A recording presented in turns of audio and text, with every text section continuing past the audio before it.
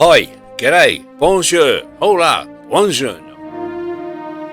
In this short video, we are going to take a close-up look at the skill and craftsmanship of the people who made and installed the ciborium over the high altar of St. Paul's Cathedral. The purpose of the ciborium, otherwise known as a baldechin, is to emphasise the importance of the high altar. Probably the most famous one stands over the high altar in Saint's tomb of St. Peter's in Rome.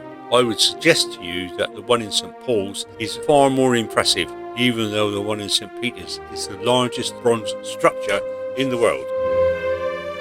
Unlike most of the videos I make, the subject was not made by medieval men. The ciborium was completed in 1958 as part of the renovations of the cathedral after the horrors of the London Blitz during the Second World War. Yes, that surprised me too.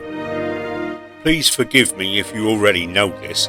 Sanctus is a Latin word meaning holy. The Sanctus prayer is said just before the consecration of the bread and wine in the Eucharist or Holy Communion.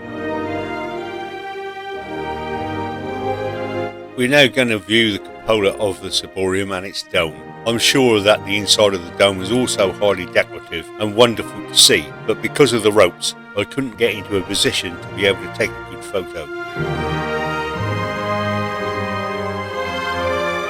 The ciborium was designed by Stephen Bauer. He was a well-known ecclesiastical architect. The ciborium was controversial because it did not conform to Sir Christopher Wren's Baroque vision. The ciborium replaced an earlier screen which had been designed by Bodley and Garner, but that had been damaged during the Blitz. I hope that you found this video interesting and informative. If you did, please like it and subscribe, which will help me show more people things that they may never be able to see for themselves.